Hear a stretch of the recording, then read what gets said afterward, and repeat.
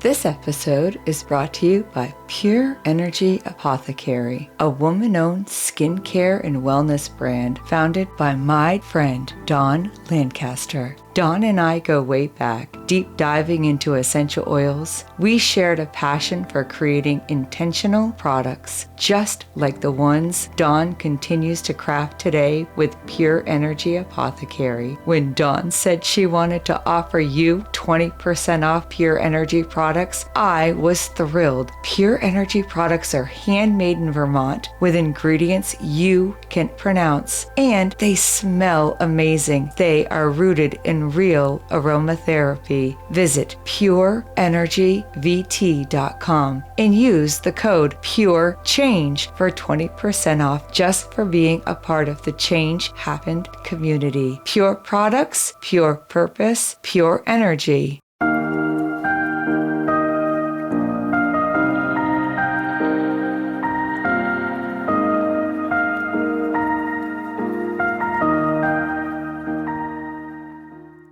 Welcome to Change Happened, Then What? Where in Season 2, you'll hear voices drawn here by one thing: change.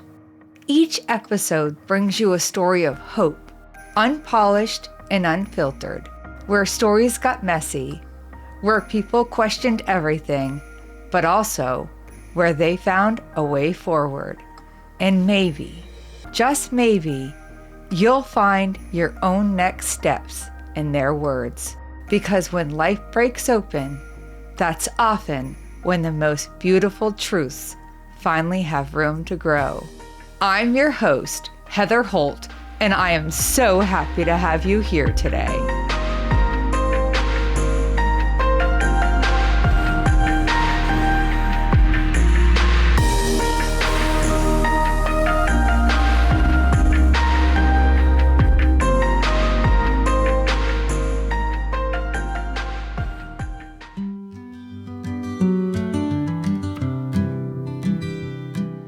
Before we jump into today's episode, if you answered 8 years old to last week's Change Challenge question, you're correct.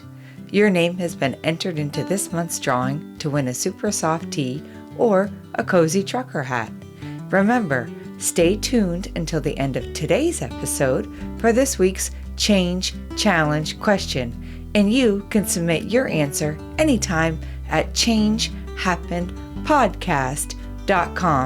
And hey, if you're new here, welcome. I'm so glad you decided to stop by. Go ahead and hit that follow button wherever you're listening so you never miss an episode. Now, let's dive into today's episode.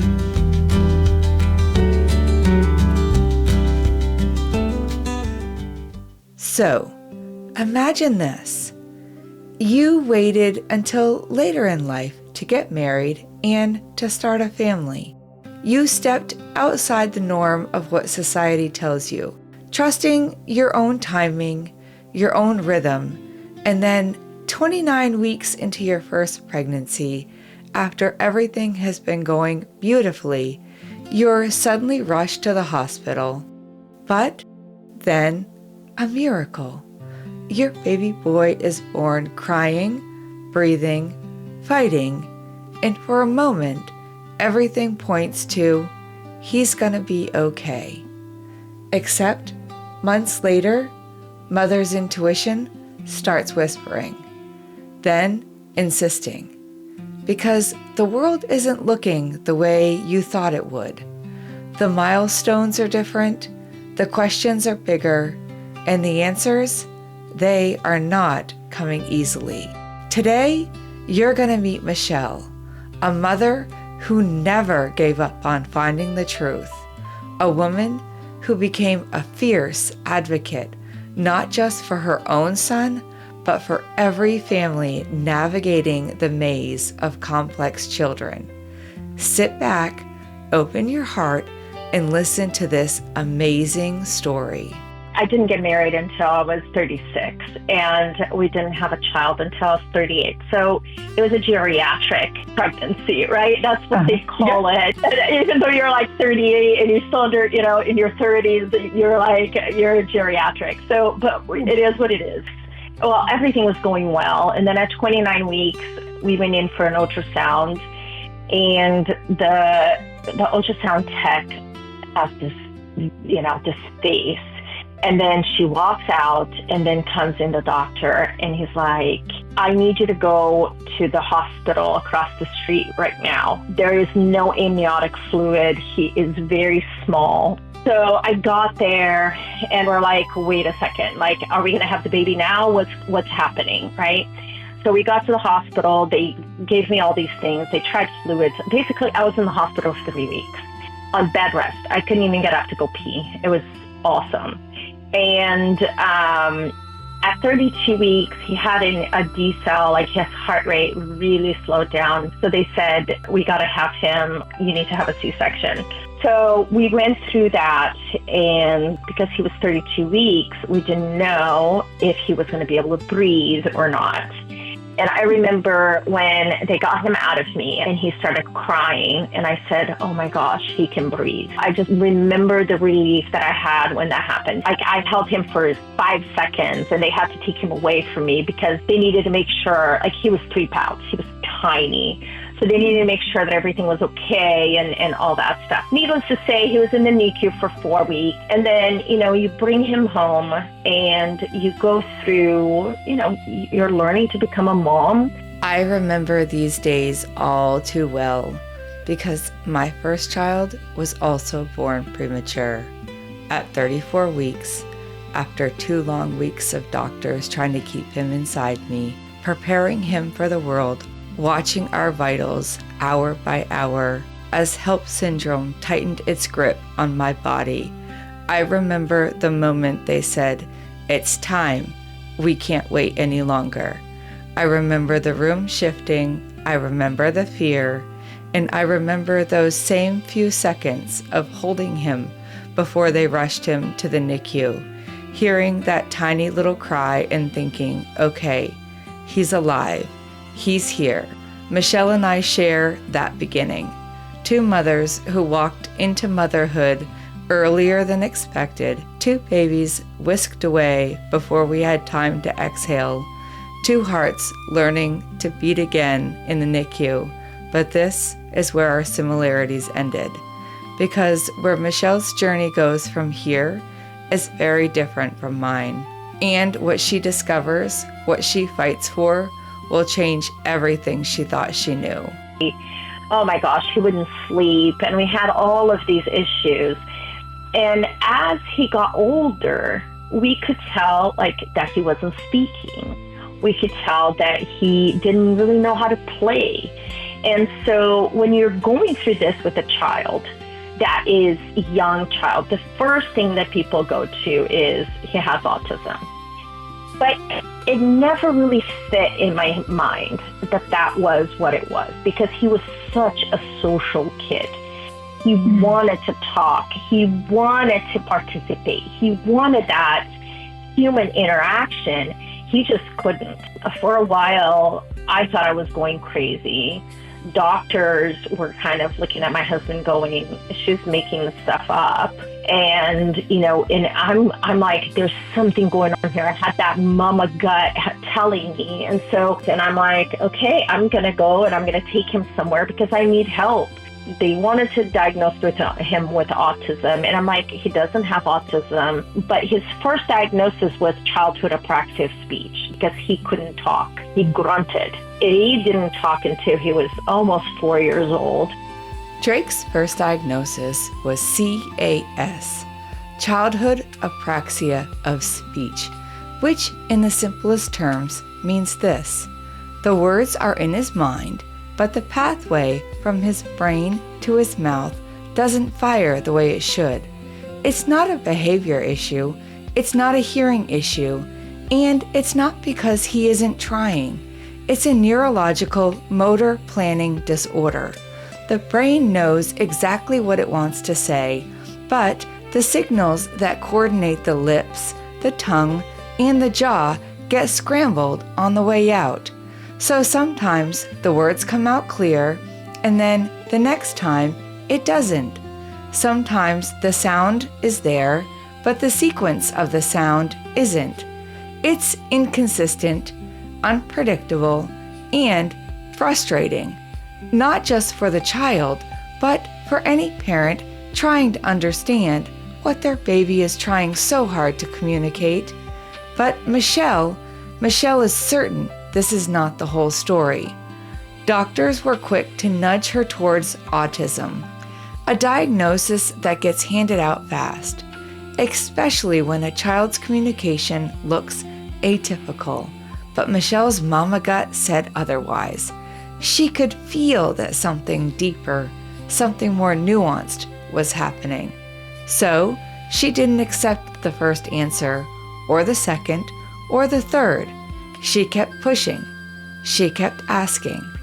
She kept trusting that quiet, insistent voice inside of her, the one every mother knows, even when the professionals don't.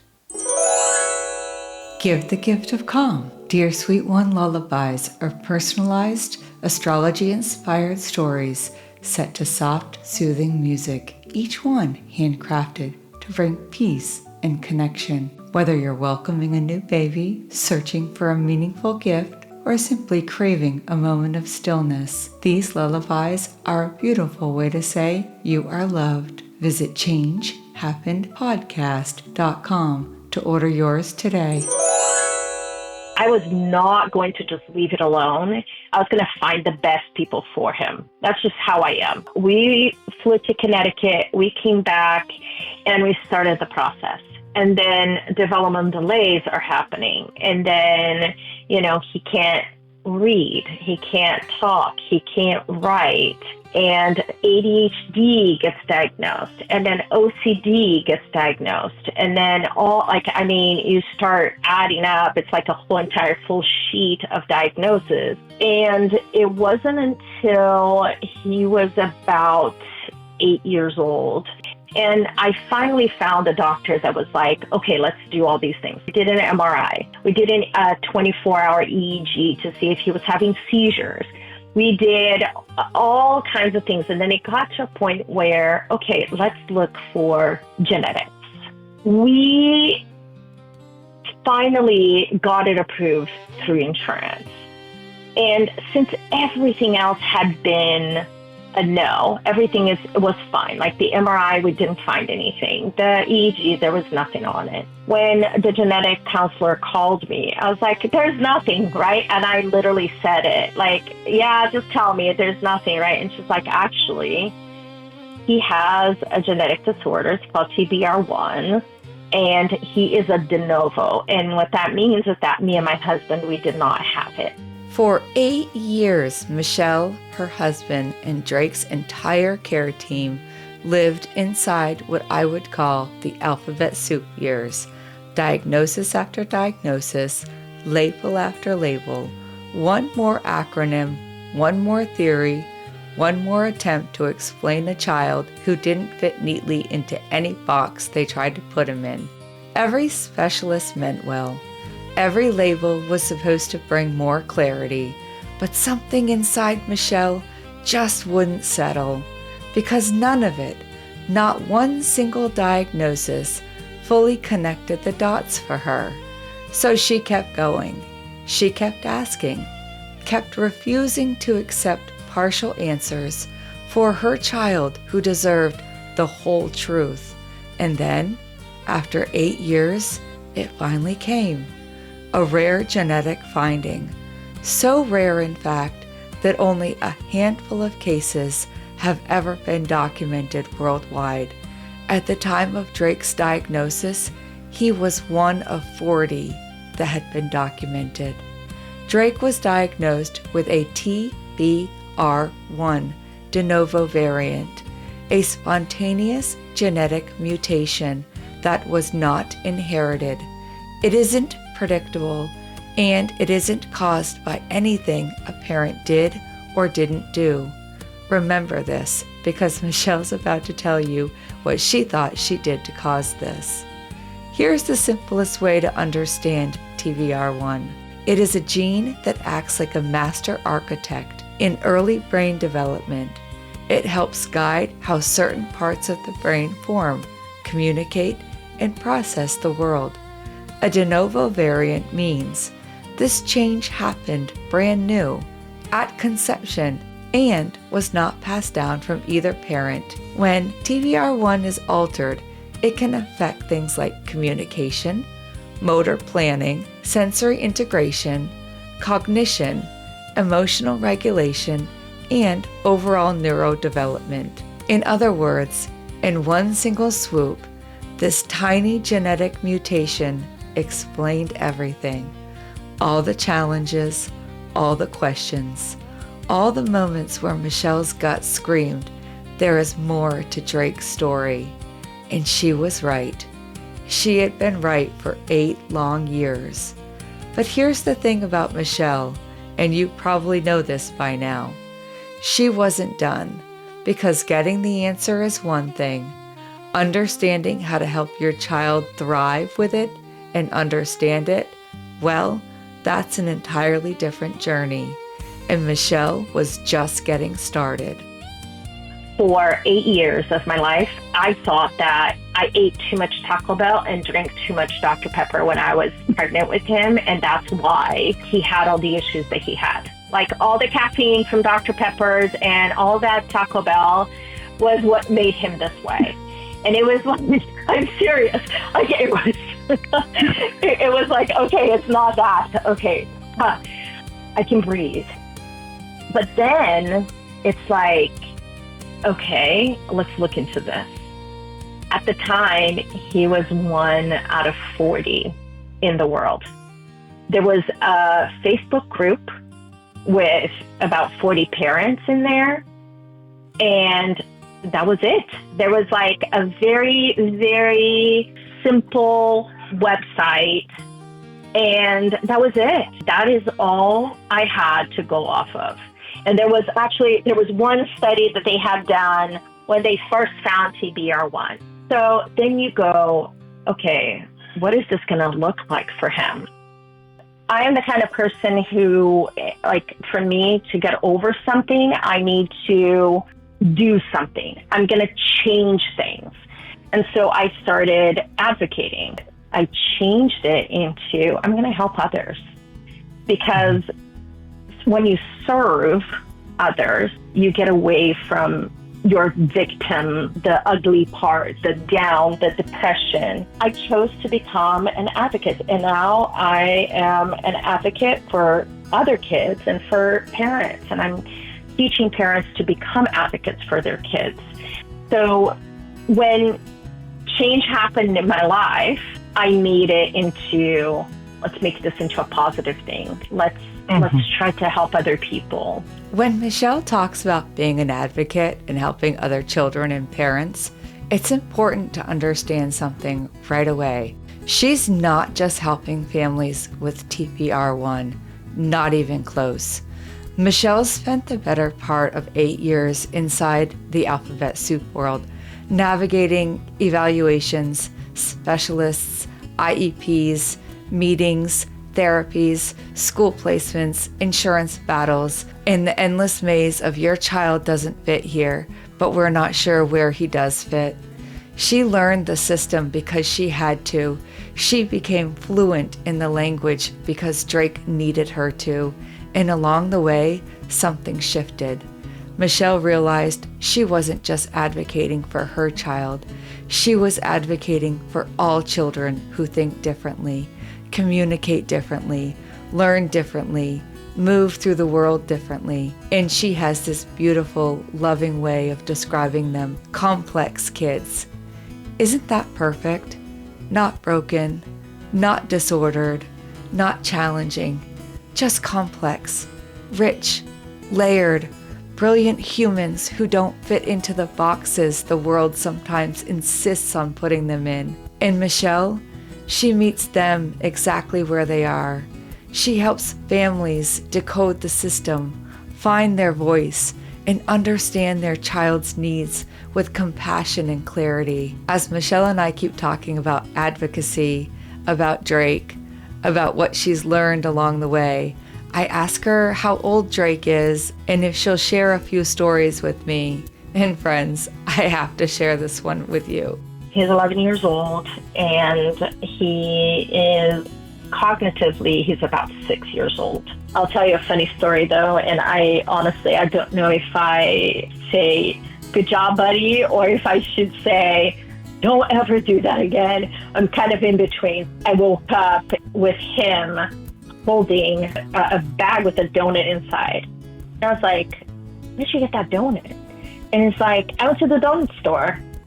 And I'm like, what? All of a sudden, he picked up his scooter, took money, and went to the donut store, which is like, just a couple blocks from our house.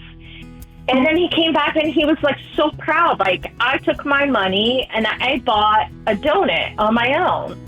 But this is like at 6 o'clock in the morning. And I'm thinking, do I yell at you or do I say, good job, buddy, for doing it? A typical 11-year-old could go to the donut store by himself, but a typical 60-year-old shouldn't go to the donut store by himself. Exactly. And then right? It's like, yeah, and we do have like kind of a busy street where he would have to go on.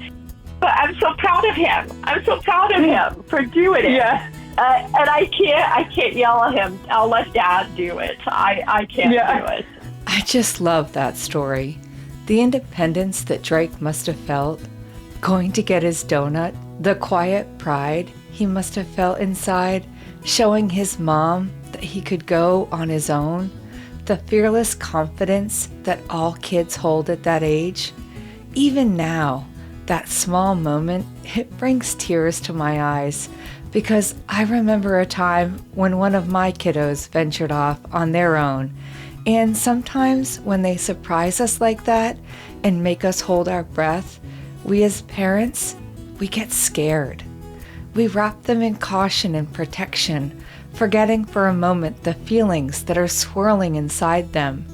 Pride, joy, and the thrill of, I did that all by myself. When we try so hard to keep them safe, we sometimes forget to give them a chance to feel the spark of independence, that sense of I belong and I can. And as Michelle and I continue talking, she told me something that stuck with me. Families with a special needs child face incredible stress, strain, and challenges. And sadly, many relationships crumble under the weight, and many of them end in divorce. Michelle and her husband, they've made a promise to each other and to their family that they will not become just another statistic. They refuse that path. They don't want to walk it alone. So together, they do everything in their power to keep their family intact and to hold their circle tight. And yes, Drake has a younger sister. To me, she sounds like the rock in this family. And between the two kids, they keep Michelle and her husband on their toes. But in her voice, you can hear the devotion and the fierce mama love she has for her children. And I don't think she would want either of them any other way. As our conversation winds down, I asked Michelle, what makes you smile today? And I wasn't surprised by her answer. My son taking his scooter and going to get a donut in the morning on his own. I love it. That makes me smile. And when I asked her to leave you with some words of wisdom, this is what she had to say. Be kind to yourself. Be the parent that your children need. If you have a friend who has a complex kid, reach out. Be a friend. Be a support. Be part of the village, because we need it. We definitely need it. It really does take a village to raise kids. And if we ever find ourselves believing we should do it alone, or that somehow we can do it alone, I think we need to pause just for a moment. Because sometimes we get so wrapped up in our own world, the schedules, the exhaustion, the worry, that we forget to step back and see who's actually standing beside us. The teachers, the daycare providers, the family and friends who show up in quiet, consistent ways, the coaches, the mentors. All of these people play a vital role in shaping who our children become. They help us raise our youth into the adults they will someday be. But here's the truth. When you have a complex kiddo, one of these beautifully layered, differently wired children, the village doesn't always come with the resources or understanding you truly need. And that's where Michelle's work comes in. She steps into the gap. She helps you navigate the system at any level. She brings clarity to chaos, language to confusion, direction to overwhelm. If you need an advocate or someone to walk with you through this maze, you can reach out to her at specialeducationconcierge.com. You can also listen to her podcast, Complex Kids, Simple Solutions. She's on all of the stations. All of Michelle's links will be in the show notes, and you can also find them at changehappenedpodcast.com. And if you know someone who has a complex kid, someone who might benefit from hearing Michelle's story, or could use the reassurance that they're not alone, please share today's episode with them. It matters that we spread her message. It matters that parents know help exists. And it matters that complex kids are seen, heard, and supported.